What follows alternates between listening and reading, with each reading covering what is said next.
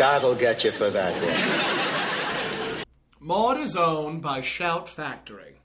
God'll Get You for That, Walter, is produced for entertainment purposes only. Sponsored in part by Findley's Friendly Appliances. Hello, everybody, and welcome to another episode of God'll Get You for That, Walter. But will he really? No, he won't. Really? Really? Not in this episode. Not in this episode. Oh, my goodness. My name is Tom Catt, and I am joined, as always, by my mother... The newly resurrected... Toni Homeperm. Sophia Petrello. We should take a moment to address the long break. Yes, there was a very long break. You should tell the story, because if I do, I'm not going to be able to get through it with a straight face. Because basically, I almost died, in a nutshell. Yes. We were just looking back, and there was actually an episode prior to this one that we recorded. Yep. And we completely forgot about. And when we checked the date on it was August 15th of last year, which was the week before. It was only 4 days. Literally only 4 days. 5 days before I went into the hospital. Before Toni went into the hospital. So, long story short. Too late. I went into heart failure. Yes. I went into heart failure. Bleeding ulcer. A bleeding ulcer. It was crazy. A bevy of medical maladies afflicted you. And it ended up with that was August. Then in October, they actually did open heart surgery on me. They replaced my aortic valve with a cow's valve. Yep. You know what I realized? Here we go. Since I'm part cow now, and you are my drag daughter. Don't you say it. Since you don't have any drag don't you say offspring, you're a heifer.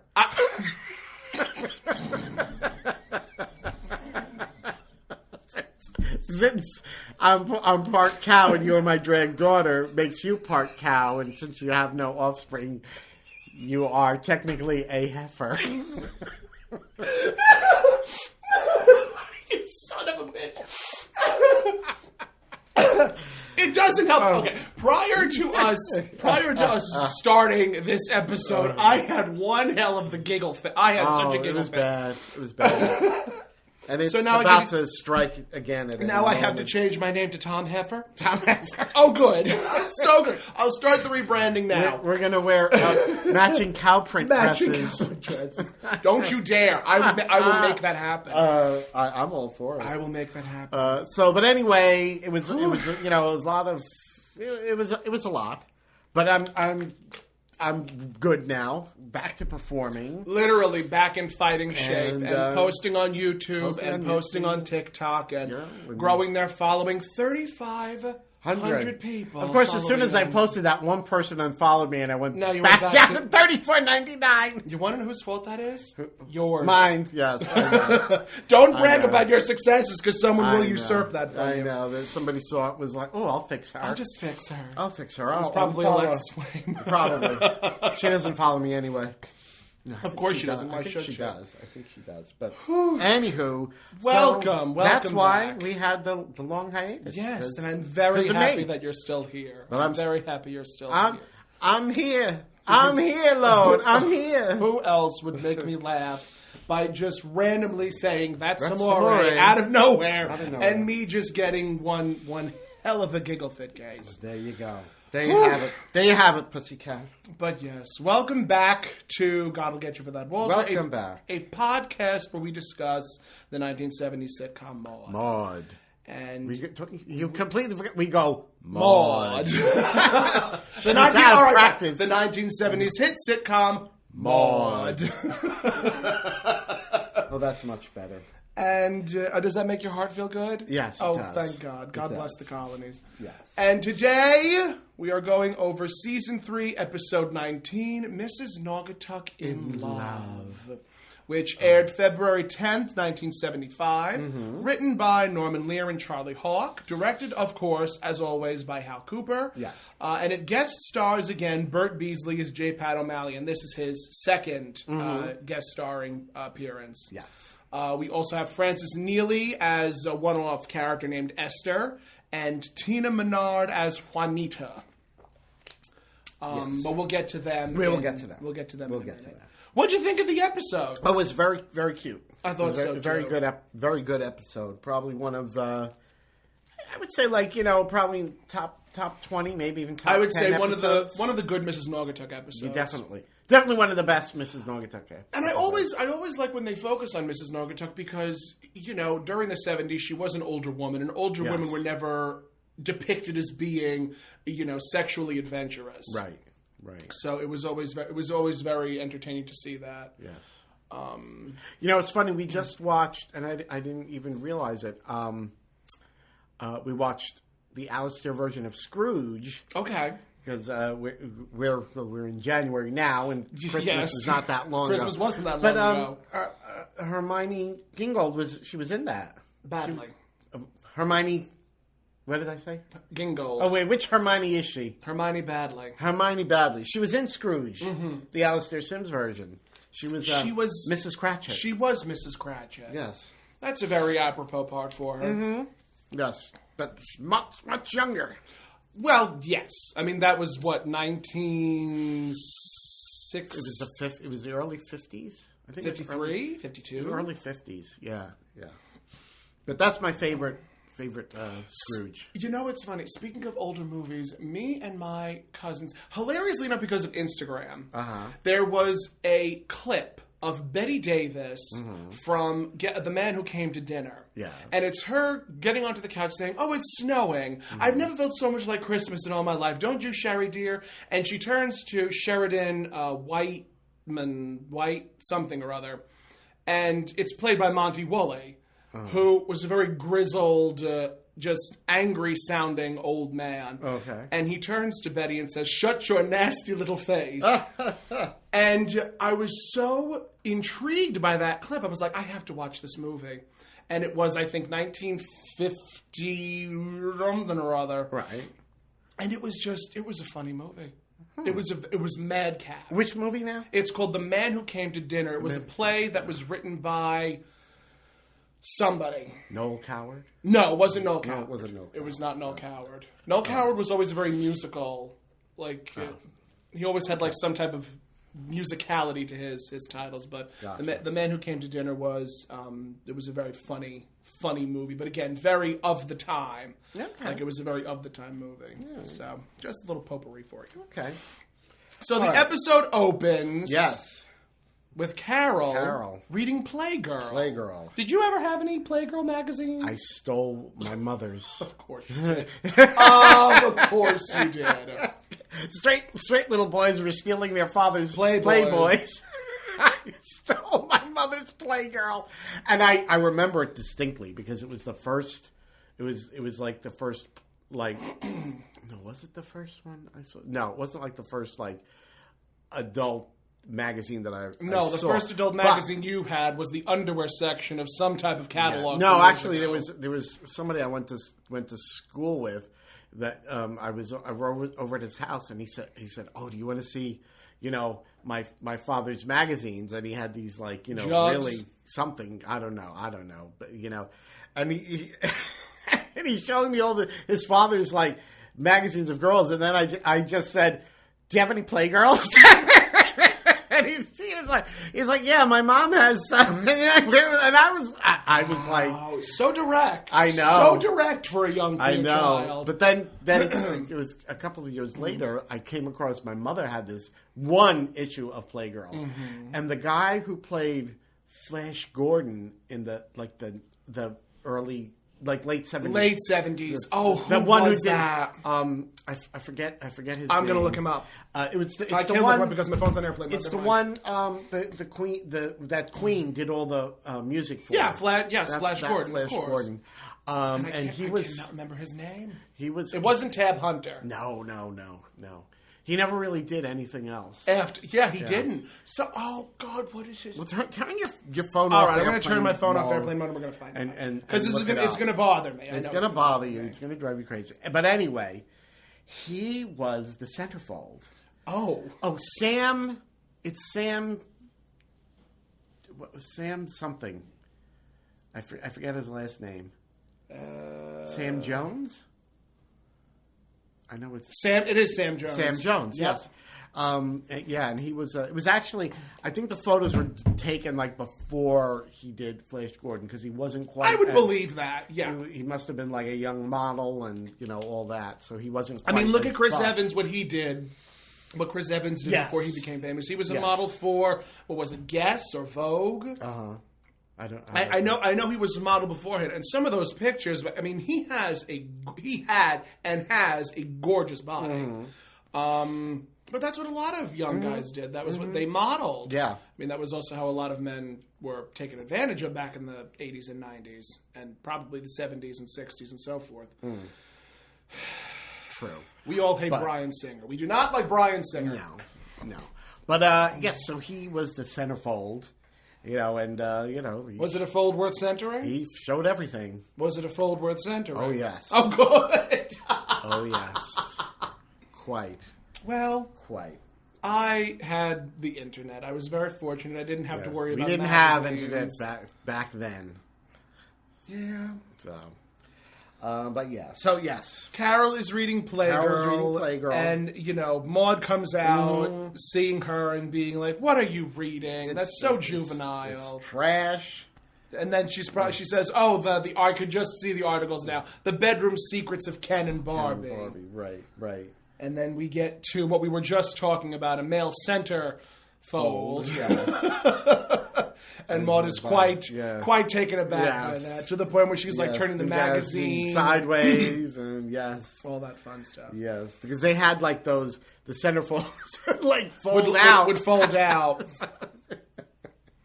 And, she says that she said cheap sensationalism. And as she says sensationalism, she puts the magazine down but opens it up again. Still looking. Because, wouldn't you? I would. And then it turns out that the issue in question is not Carol's. No, it is not. It's not her issue. It's not her. It's not her magazine. It's Mrs. It's Mrs. Naugatuck's. Yeah, I have written down richer fantasy life because, obviously that was what some of the articles they would have. They would have articles about, this famous celebrity giving an interview for... Yes. At that point, I think Playboy was doing interviews with like NFL stars or with baseball players, athletes. Yes. Well, here's what I can tell you. The difference between Playboy and Playgirl. Because, like, my father got Playgirl, and I would look at those, too. Because once in a blue moon... Your father would get Playboy. My father got Playboy. And I would look at those because sometimes there was one man. There was a guy in there like with he wasn't the focus, but he was like sort of he was still there with an erection. Girl. No, they never showed that in Playboy, but Playboy very very photography heavy. Playgirl, however, was more article heavy. They had a good amount of male nudes, but there was a lot of like fantasy stories because I think that's usually the difference between men and women. For men, it's like they want to see Men it. are very visual. Women are very... The more like it's more mental. They like to look at the pictures, but having that added, fantasy story and things like that. It's one of the reasons why 50 Shades of Grey did so well. Because you can read it. Yes. Whereas if, they turned 50 Shades of Grey into an actual movie. Well, they did. It would be, what I mean when I say movie. They're not going to show half of the things that would... Yeah. Right. If it had been made into an adult movie. If it had been made into an adult movie, I'm sure all of the men would have been ravenous by going to see it. So it's just, Gotcha. Men are from what is it? Men are from Jupiter. Men are from Mars. Women are from Venus. Yes. Thank you. So we come to find out that Mrs. Naugatuck has been lacking in her duties. Yes, she put the mail in the freezer and she put the gas bill in the freezer. And she's saying completely wacko. Yes. We find out that she also put Tidy Bowl in the aquarium. So And then as Walter is like talking with Maude saying, oh, I'm sure it's no big deal, don't worry about it. He is putting on his sweater, his lucky golf sweater. Yes. His lucky golf sweater that Mrs. Naugatuck... She shrunk. Ruined. Yes, she destroyed it. She shrunk it. And so... And of course, Walter's incensed. Now he's furious. Now he's furious. And, he's calling to Mrs. Naugatuck, and Mrs. Naugatuck, in her apron, has a broom in her hand, and is quoting Romeo and Juliet. Yeah, she comes down the stairs, and she's going... But soft, what light through yonder window breaks? It is the east, and Mr. Findlay is the sun. Yes. And, she's saying that how Romeo and Juliet is such a scrumptious love story. It is not. It is not a scrumptious. It is two 14-year-olds that fall in love, get off, and die. And commit suicide. And they unalive themselves. Yes. They unalive themselves. Yes. No, not very... Not a scrumptious love story in the slightest. No. So, Walter, he's pointing out to Mrs. Naugatuck how angry he is about the sweater, and she's like, well, she guess... Parting is not such sweet sorrow. And he says, look what you did to my sweater. And she says, oh, how I wish I could wear a bare midriff. Yes. So becoming, she says. So she goes into the kitchen still continuously quoting prose. Yes. And Maude and Walter turn to each other, and Walter says, you better have a talk with her. And Maude says, I better have a talk with her. And it was said in unison. I particularly love that. Yes. So they go into the kitchen, and she's... Mrs. Naugatuck is plucking the broom bristles. Saying, he loves me. He loves me not. And, Maude asks, Mrs. Naugatuck, what are you doing? And Mrs. Naugatuck says, plucking my broom. Plucking my broom. So Maude, she motions to Mrs. Naugatuck. She wants her to sit down at the table. And they're both holding on to her hands. Yeah, Maude and Walter holding on. And they ask... Maude says, is something troubling you? And she says, yes, you're bruising my knuckles. They really always did give Mrs. Naugatuck some wonderful lines. Yes. They gave her some terrific dialogue. They did. So Maude is like, what the hell is going on? What the hell is the matter? Yes. So, Mrs. Naugatuck is saying how she's feeling such and such a way and just being very emotive. She's going on about, her sparkling eyes, her smile. And so Maude realizes... Maude surmises, and she says, you're in love. She says it 3 times, and as she continues to say it, she starts getting misty-eyed. Yes. And, and Mrs. Naugatuck is like, yes, oh, yes, Mom, 3 times, getting more and more misty-eyed. So Walter comes back in. I think he took the sweater off. I think so, yeah. I think he took the sweater off. And he asks, why are you all crying? Yes, What's going on? So we find out that Mrs. Naugatuck is getting married. Yes, and Walter's puzzled. They're both surprised. They're both surprised. Getting married. Mrs. Naugatuck makes the reference. I may be a young chick, but I know what to do when the right rooster comes along. Exactly. And I think Walter says something, and Maude steps on his foot. Yeah, he's like, "That's incredible." But I mean, that was something that I think was just what you would say, because you would never imagine. I would assume during the 70s that a older, mature woman would not only, 1, be sexually active, but 2, be getting married at such an older age. No. So, it was definitely interesting to say the least, especially when they had, Maude trying to be more progressive and forward thinking, and Walter being, the typical idiot male. Right. But I think Walter was voicing what most people would have thought. What most people would have thought at that time. Yes. So Mrs. Naugatuck, she's like, yes, and she reveals that her fiancé's name is Virgil Sneed. Yes. I have something about go-go dancing and Tokyo Rose. One is like, she's coming back, you're going to be Mrs. Virgil Sneed. This is Virgil And Sneed. Mrs. Naugatuck said she went to where was it she went?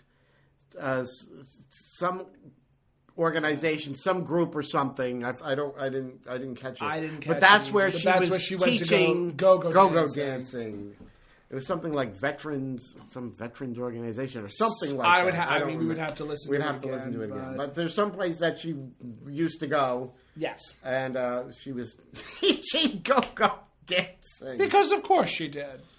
And, I mean, it's always surmised and always, insinuated that Yes. Mrs. Naugatuck is, she tells tall tales. Yes. So there's always some grains of salt that do need to be taken. Yes. So she says go-go dancing, and then, And then we find out that she hasn't actually met Virgil. They've just been corresponding. Pen pals. Yes. And through the, correspondence back and forth, he proposed, and she accepted the proposal. Yes. And I think she goes out into the She living goes out, room. she says, I have a pot roast in the mailbox. Pot roast in the mail. Yes. And then I think at that point, Maude turns to Walter and says, Walter, we need diplomats like you in the UN. Yes. And she pauses, turns back, and says, what am I talking about? We have diplomats like you in the UN. And Walter, he made a comment, about Mrs. Naugatuck, how are they supposed to believe her? She said she double dated Tokyo Rose. She had a double date with Tokyo Rose. Who is Tokyo Rose? She was a Japanese spy, I believe, in World War II. Oh. Sort of like Mata Hari. See, did not know that. Yeah. See, you're learning something today, kids. Yeah, history. All right. So they go out into the living room. And she says, I'm not going to pass pills before swine. Right. And Maude makes Walter apologize. Mm-hmm. And they both say it's hard to believe. It's kind of a shock. Mm-hmm.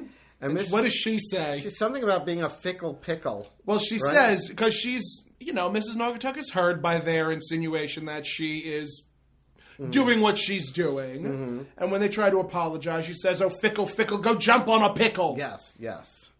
So then she says, Virgil writes twice a week. And she goes to show them his most recent letter. She's reaching into her brassiere to pull out the letter. And, she can't quite get it. She's tickling laughing. herself. Yeah, she's saying, oh, Virgil, stop. Exactly.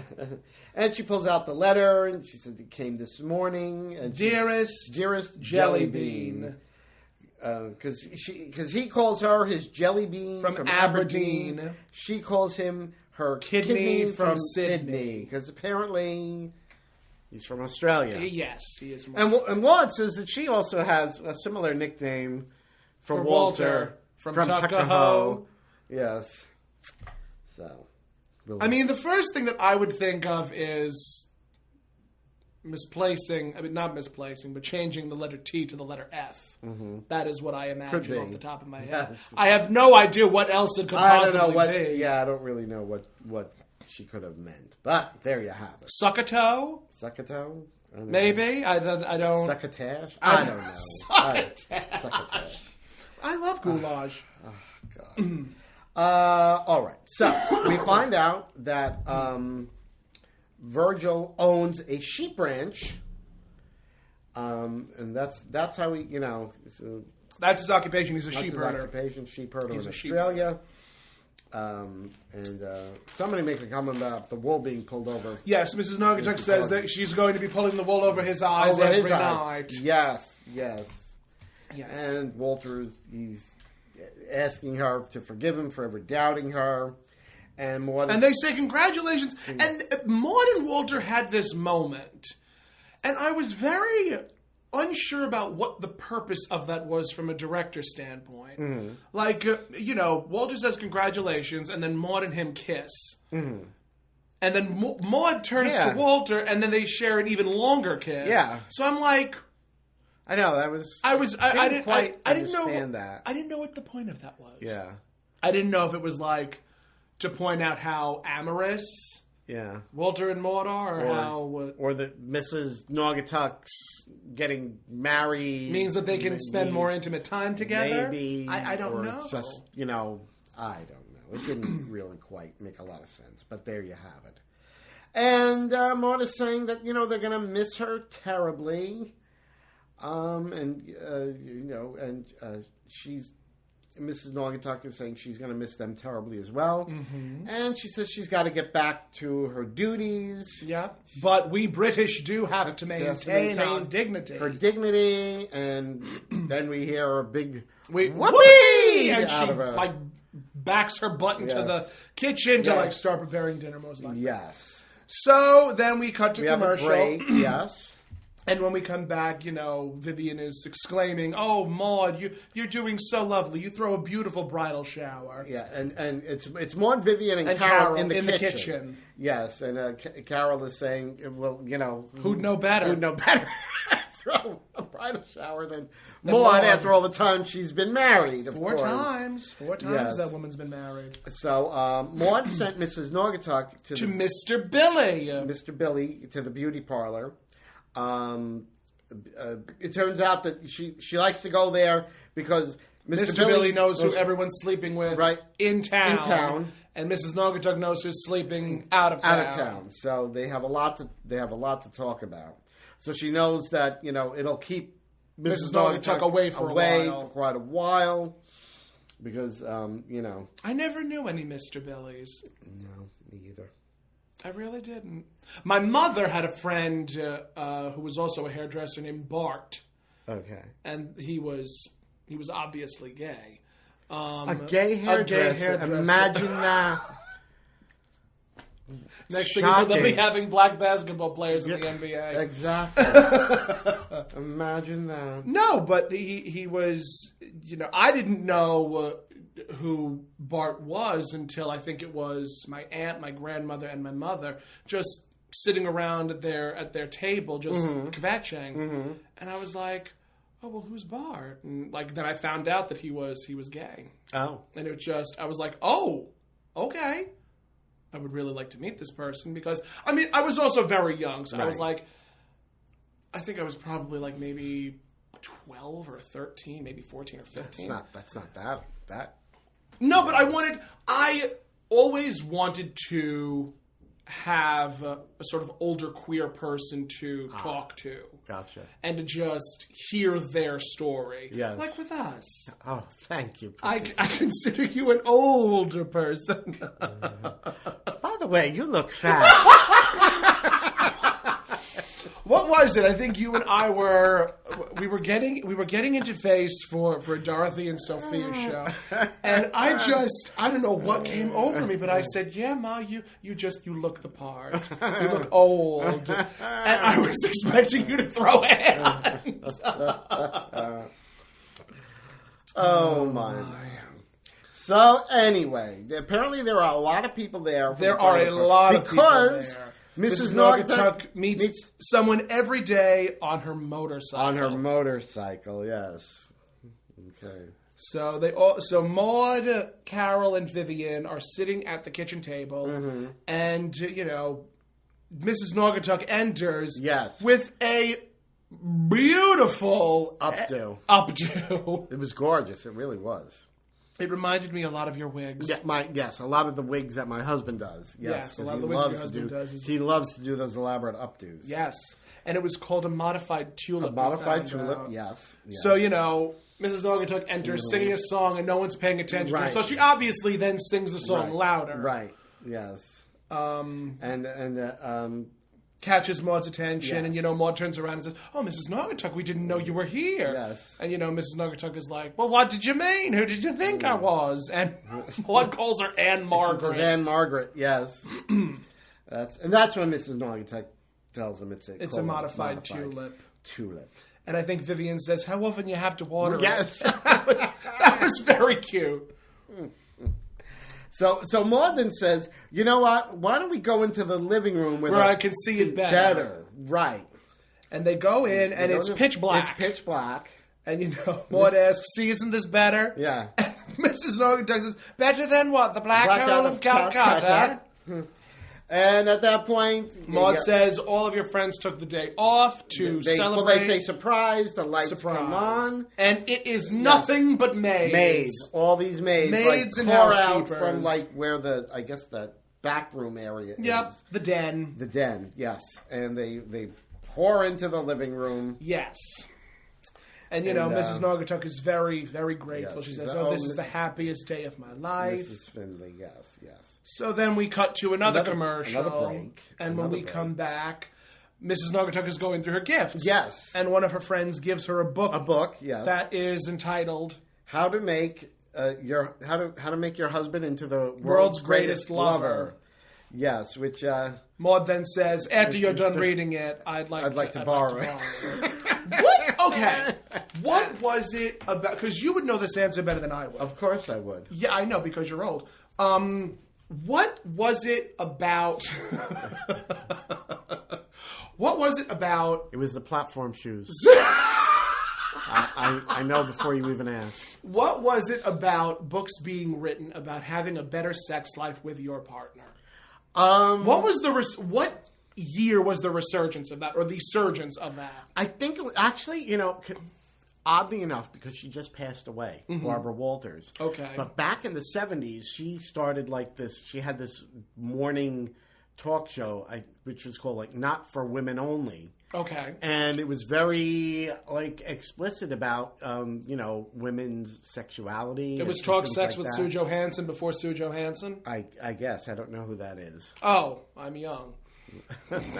I don't know who that is. Sue Johansson was basically like a Dr. Ruth Westheimer, but okay. without the aggressive accent. She was an older woman that would take phone calls from callers that were asking about, sexual activities. And she was an older woman. I want to say she had to have been at least 60s, late 60s. And, she would talk about being intimate with your partners and, being asked questions by viewers. That's why it was called Talk Sex with Sue Johansson. Well, a lot of it was partly, like Barbara Walters, this Not for Women Only show, but also the entire women's liberation movement kind of spearheaded that, with women being they're sexually adventurous.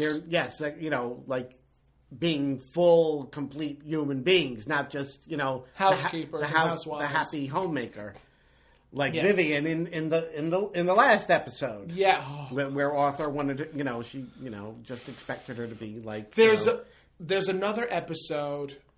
I think a couple of seasons after this, and it was called Feminine Fulfillment. I think we've mentioned that a couple of episodes prior. And it's basically the woman being completely and totally subservient to the man, pouring him cocktails, getting his newspaper right, slippers, getting into sexy negligees, and constantly pleasing the husband as often as possible. Right. And it seems. I don't know.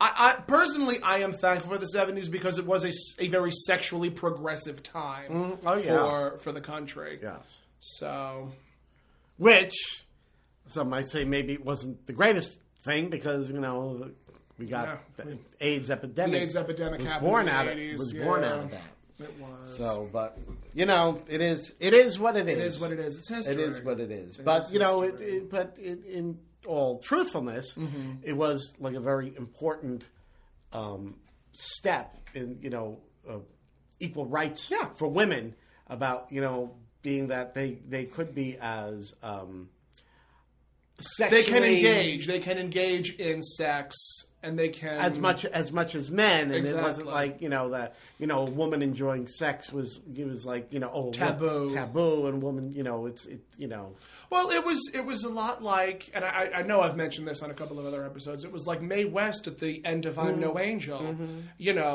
She was lying in this really extravagant, gorgeous floor-length gown with tulle and crinoline and all that fun stuff at the mermaid tail of it.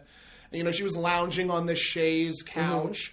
And Cary Grant is very seductively holding on to her, and he asks, "What are you thinking about?" And she says, "The same thing you are." So it was very much like that. Also, that was, I think, one of the reasons why the Hays Code was created, right? To keep women subservient and to not allow women to be so. I don't want to say sexually aggressive because it's not being sexually aggressive. It's just there's a certain word being honest with their sexuality. Yeah, being very honest with their sexuality.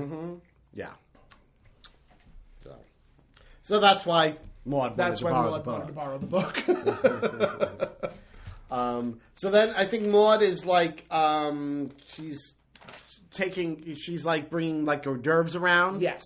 And she sees one of the maids. She sees one of her maids, and she says, "Would you like a pig?" I think that was hold on, I have that written down. That was Esther, played by Frances Neely. And she says, "Esther, would you like a pig in a blanket?" And Esther says, "No, thanks. I have one at home. He's sleeping." Yes. And I'm like, oh, that's so charming. Yeah. And that's what. Then she goes. Then over she to notices another maid, and it's Juanita. Juanita, yes, played by Tina Menard. Yes. And she says, Juanita, I haven't seen you since. Yes. And she says, since you fired me. Which I was tickled by. Yes. Then the doorbell rings, and all of the maids immediately turn to get the door. To get the door, yes. And Maude says, this one's on me. So she opens the door, and it's a teleletter, a telegram. Telegram. From Virgil. Yes. Telegram for Mongo. Candygram for Mongo. Candygram for Mongo. Oh, what a great movie that was. Yes. So, Mrs. Naugatuck, where the hell is it? Where the hell am I in this thing? So then Maude gets up, and then we see Mrs. Naugatuck holding up a powder blue negligee. Yeah, this little negligee. Yes. And, she says, I don't know what's going to be more fun, putting it on or taking it off. Exactly. And I think Maude tells her, if you wear that, you can burn the book. Yes. Which, timeless humor. Yes. So she says, and now, everybody, and Mrs. Naugatuck, the letter Today's letter. From your kidney from Sydney. Yes. So Mrs. Naugatuck is obviously having issues reading, so she says that she forgot her spectacles. I can sympathize with that. So she asks Maude if she would mind reading. She would mind reading it, and she begins with, "Dearest Jelly Roll." Jelly Roll. And Mrs. Naugatuck is, oh, my Virgil, he knows because I'm round and sweet and squishy. So Maude starts reading it, and she says, Fish gotta swim, birds gotta fly. I gotta love one gal till I die. Right. Which we all think is, yay, how charming. But also, he's so original. Yeah. Yes. So, Mrs. Naugatuck says, the world lost another Shakespeare when Virgil turned to sheep. Yes. So, at this point, I could not pick up a lot of what Maude was saying, but basically she was ad-libbing. Yeah, she was saying, life is very funny. She's starting to read, but then she's sort of stopping, and there's something written in the letter that's not good. And Mrs. Naugatuck is telling, go on. He always mentions my eyes. Yes, and so... And Maude says, I knew I loved you when I looked in them their eyes. Right. And she's saying, well, he also says something about my lips, my complexion. And tiptoe through your two lips. Yes. So, at that point, Mrs. Naugatuck is very confused. She says, there's no rhyming couplet. There's no rhyme. Right. And at that point... She tells her to read the last caption before the signature. Yep, and Maude starts to cry. She starts to cry. So Mrs. Naugatuck takes the letter, and then she... borrows specs from someone. One of the maids. She says, lend me your specs. And she says... Tootsie, goodbye. Tootsie, don't cry. He's jilted me. And she starts crying into Maude's breast. Yes. And then, of course, we go into another break. And when we come back, Walter is in Mrs. Naugatuck's apron. He's frantically running around the kitchen. Obviously, he's cooking. And terribly, apparently. Terribly. He doesn't know what he's doing. So Arthur enters. Some spices into a pot. Yes. Just doing the most and the least at the same time. Yes. Arthur comes in. He's commenting about good gravy. Mess. Yeah, and he dips his pinky toe into the gravy and says... his pinky, not pinky toe. Pinky toe. I was not want to eat that gravy. Dips his pinky into the gravy and tastes it and says, "Oh, scratch that. That's terrible gravy." Terrible gravy. Yes. And Walter's asking Arthur because it turns out Arthur is treating Mrs. Naugatuck. It's been I forget if they said how long it's been. It's days or weeks. Days or a couple of weeks. Yeah. Since Mrs. Naugatuck was jilted, and Arthur is treating her broken heart. Yes. And that's when he gets into this thing about... you can't wrap an ace bandage around a broken heart. Yeah. Because he says, a broken heart isn't a broken arm or a broken leg or something to that effect. Yes, it's not as cut and dry as how to, fix exactly. one. So he then says, "Oh, something smells good." Yeah. And Walter opens the oven, Right. and it's all smoke. Yes. And he pulls out a burnt mitten, oven mitt. a burnt Yes. oven mitt. Yes, and he, so he's like, he opens the door, the back door of the kitchen to try and air the place out. And Arthur says, "What's going on?" Right. So Maude and Walter split their duties. Right. Maude did the laundry. Yes. Walter did the cooking. The cooking, and Arthur is sort of like, why are you doing the cooking and Maude doing the laundry? Yeah. So Walter says, "Well, if you hate my cooking, Yeah. you're going to hate how my laundry tastes." Exactly. So his laundry skills are even worse than his cooking skills. Exactly. Which again does not surprise. I was thinking about not saying this, but who the hell in my family watches this or listens to it? My brother pays my mother to do his laundry. Really? I kid you not. I believe it. When I found that out, I was like, "You're kidding me." Well, good for her. Yeah, she's making a little money on the side. He's old enough to do it himself. He's been So old if he enough. doesn't- I've been doing my laundry since the dawn of time. Basically because I didn't want anybody to see my underwear. I have very specific underwear that I don't need anybody to see. Thank you very much. I actually thought it would be great to make underwear for straight guys, like yellow front and brown back. Obviously, this is for straight men. It's not would not be for gay men. Oh my god, this is going to be really incredibly disgusting. But for Let some it fly. inexplicable reason, Let it fly. I don't know where I saw it, but it was an Urban Dictionary it was a screenshot of an Urban Dictionary definition that was shared on Facebook, and it's called gooch grease. Gooch grease. Mm-hmm. Okay. And what exactly is gooch grease? Terrible is what it is. It's that mixture of sweat, fecal matter, and basically old skin cells that form between the taint and the booty hole. In the perineum? In the yes, in the perineum. In the perineum, and it's because men don't know, straight men. Yeah. I mean, I don't know many gay men that do this, but straight men do not know they how don't to wanna clean properly themselves. wash That's themselves. disgusting. And it's That's called disgusting. the Urban Dictionary definition is that's gooch grease. Oh, that's disgusting. That's tragic. That's That is disgusting. disgusting. Yeah. That is disgusting. Yeah, that's a thing. A lot of That's a straight thing. men, A lot they of straight don't men wanna- do not wanna- like cleaning their They don't behinds. want to clean their behinds, and you have to clean it no matter who you are. There was many a times, because I've been going to conventions since dinosaurs roamed the earth. And one of the jokes that is consistently said is, if you want to know or if you want to understand the human condition, you go to the gaming room of a convention because you will see all walks of life. Okay. Especially men that do not know proper hygiene. Oh.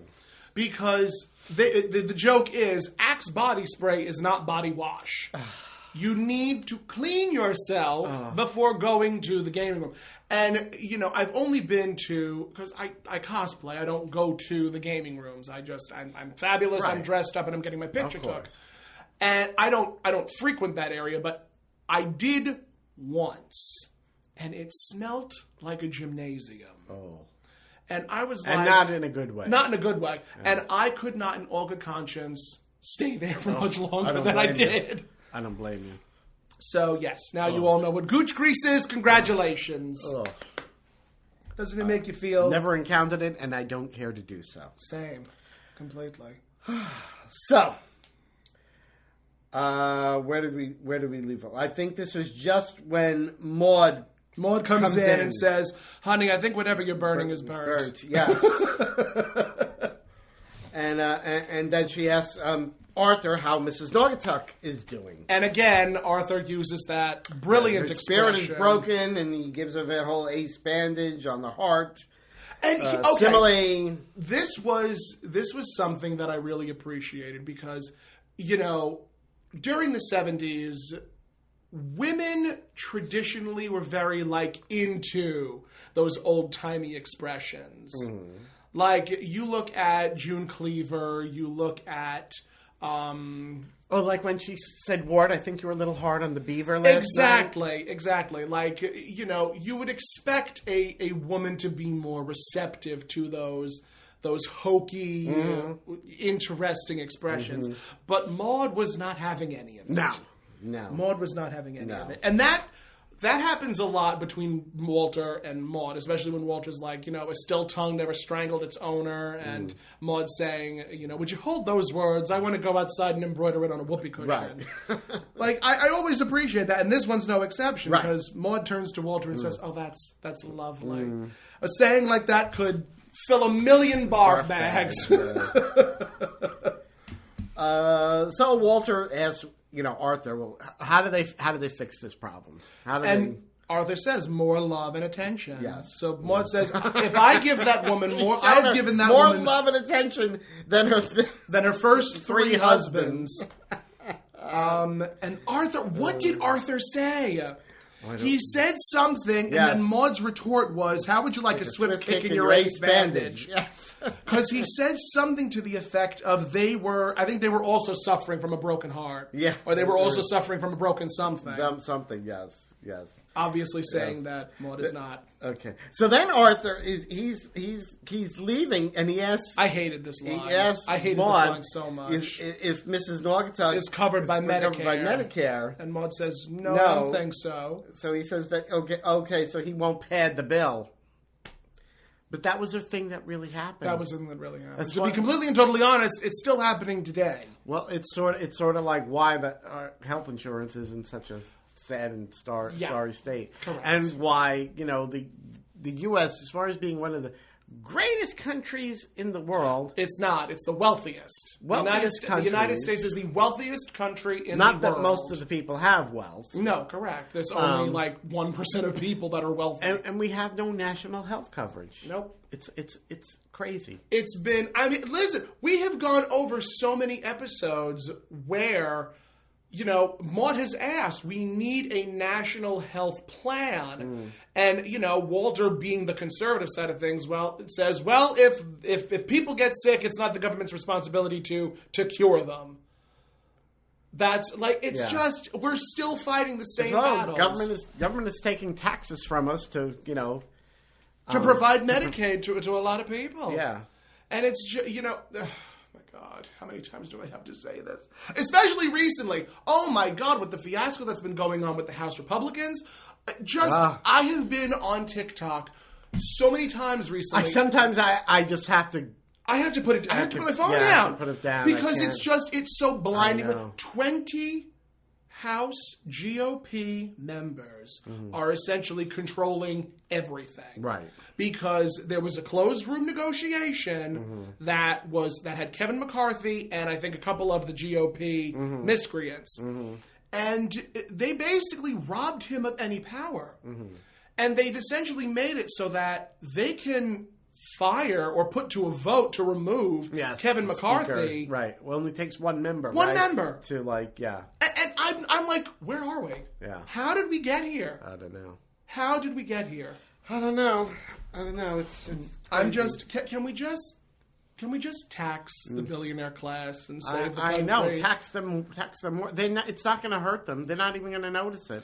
I think I read something recently where the billionaire class paid less in taxes than a majority of Americans. I believe it. And it's ridiculous. That frustrates me. Yeah, ridiculous. That really frustrates me.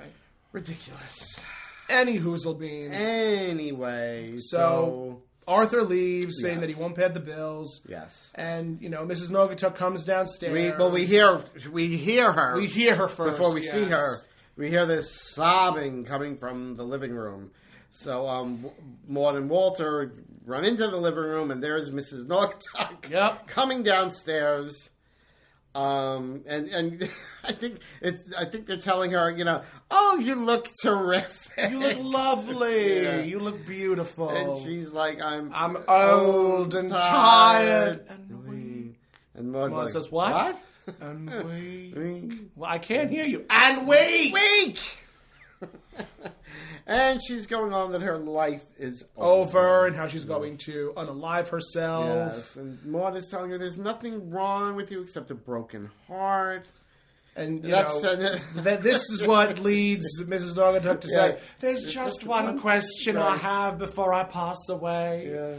What the hell is an ace bandage?" Yeah, what the hell is an ace bandage? Because obviously Arthur has been imparting his wisdom bandage, onto her. Homily to her. So Walter is trying to console her, and he's saying it's not the end of the world. Yeah. Mrs. Naugatuck is... Do not ask for whom the bell tolls. Yeah, it tolls for me. And she's saying she was through with men. Yep, I'm giving up men. And then as soon as she said the thing about who the bell tolls... The doorbell rings. Doorbell. And Maude says, well, that was certainly convenient. Exactly. So she goes to answer the door. And who is surprise, it but none surprise. other than Bert Beasley. Who was the groundskeeper at the cemetery where Agnes is laid to rest in. Yes. Oh no, because it was a mortuary. It was a mortuary. It wasn't. She was in the mortuary. She was in the mortuary. Yes. So Maude asks who he is, and he introduces himself, and he says, "Oh, I'm the prescription. He's the prescription. I'm what the doctor ordered, basically." Right. And, Mrs. Naugatuck overhears this, and, she gets she's angered. Furious, saying, I just want everyone to stay out of my life. My life. And she runs into the kitchen. And Bert's proclaiming, this must be my lucky day. He finds $1 on the floor. He thought, they were sending him over and it was going to be some old biddy. And she's beautiful. Yep.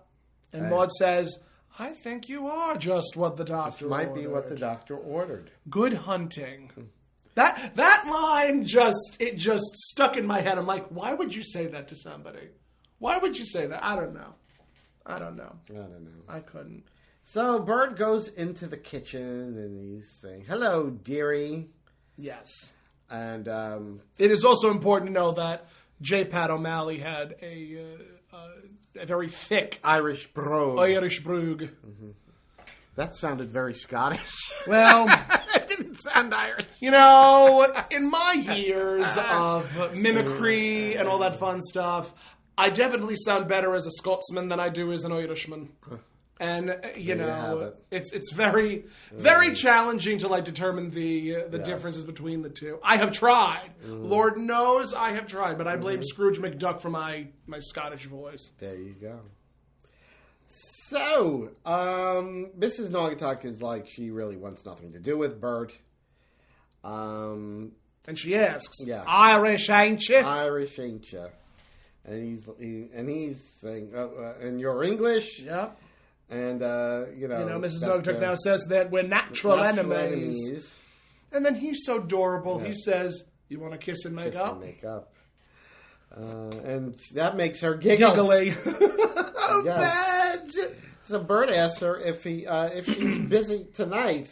And, at that point... Instead, she's outraged. She said, do you think you can just pick me up like some cheap tart? No, I'm not doing anything. Not doing anything tonight. So he suggests that they go to the pub for $1 worth of beer and get to know each other. And Mrs. Naugatuck agrees. So he goes outside and they both go to the living room. Yes. And he says, "Oh, I left the car running. Yes. I didn't think she was going to be what does he say? I don't know. He says, I didn't know she was going to be such a pistol. Something like that. Yeah. He thought it was going to be some old biddy. Yeah. But he likes the cut of her jib. Yes. They didn't say that. But that would be something that would be said. He did like the cut of her jib. So, he goes out to the car and Maude, he wants to speak to Mrs. Naugatuck. And she's like, I thought you were through with men. And Mrs. Naugatuck says, he isn't a man, he's a prescription. She needs taken before, during, and after meals. Yes. I didn't know she would be such a doozy. Yes. And she says she's going to call him Before, during, and after meals. Right, and she's going to call him her Jolly Green Pea From the Irish Sea. And, they leave. Yeah, and Walter says, he comments about, that was fast. And I think Walter also says, no, was it Walter or Maude who says she's England's answer to Will Rogers? Oh, I think it was Maude who said that. Yes. So Maude says she's England's answer to Will Rogers. She never met a man she didn't like. Yes. And Walter, obviously being cutting, says, sounds like you. Right. To which Maude then exclaims as the episode ends, No. I never met a man I didn't marry. Exactly. Which is the clear distinction between the two. Exactly, yes.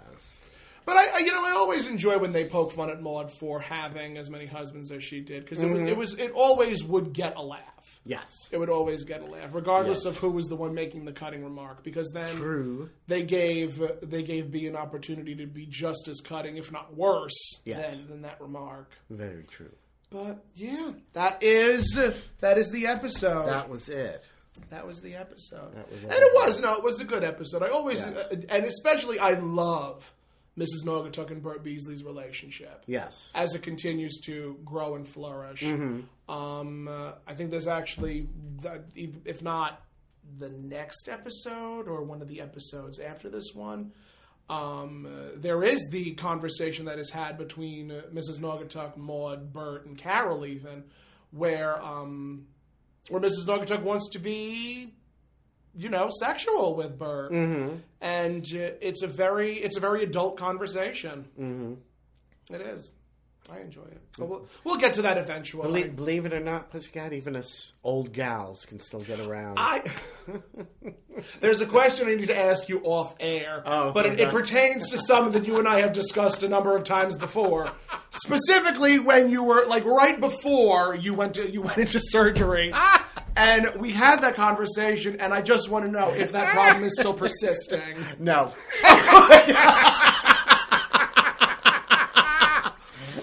Well, I'm glad. I'm so glad that problem has resolved itself. It resolved itself. But that's a conversation for you guys when you're in your 60s. And welcome to the last episode. The very last episode of God Will Get You for That, Walter. Where can they find you on the socials, Mom? Everywhere, Toni Homeperm. And, of course, especially now, TikTok. Yes, up and coming. I have more followers than you now. Yeah, you have more followers than me, you hateful bitch. Also, I want to point out, of course, this will be airing after. It's already happened. It's already happened, but this will be airing after we now have a on Facebook, the Dorothy and Sophia show. Yes, we do. Page the Dorothy specifically and Sophia page. Devoted to when we do the Dorothy and Sophia show, a live Golden Girls interactive experience, which has definitely been starting. It's really taking off. Yeah, and we're going to be doing Dorothy and Sophia everywhere here on Long Island, here on the island, and who knows where else? Yeah. Again, you and I need to sit down and navigate what venues we want to reach out to and part those waters, so to speak. Absolutely. Oh my goodness! But yes, everywhere Toni Homeperm. And where may they find you all? That Tomcat on all forms of social media. As a matter of fact, Stella Virgin helped me with my website, so it's going to be a little bit more cohesive and conducive. I got to work on mine. I tell you, man, it's a lot of work. It's so much work. The website, I think, is the hardest part, especially if you're not great with HTML codes or with the tags, the formatting of websites. It's a lot. I know. It's definitely a lot of work, but that's what happens when you're a creative. You have to know how to do everything. It's a lot to keep up with everything. Like drag queens nowadays, I mean, you've got to have Facebook, you've got to have Instagram, Twitter, TikTok, YouTube. I mean, it's just like your website. It's just so much. It's a lot. It's a lot. And of course, it's not just drag queens. Anybody that's like creative. Anybody that's a creative. You know, or like an influencer or something like that. Anybody that is a creative, they have to. It's a lot you have to keep up on. It is. Speaking of, if you would like to continue to listen to God Will Get You for That, Walter, you can, where all podcasts are found. All podcasts. And also our YouTube. Our YouTube channel, and our Instagram, which is still Finley's Friendly Appliances. Yes. And we're back for the foreseeable future. We're back. So, yes. Thank you. Anytime. That's amore. Anytime. Anytime, pussycat. So, yes, we thank you so much for listening, and you will hear us on another episode of God Will Get You for That, Walter. Bye, guys. Good night.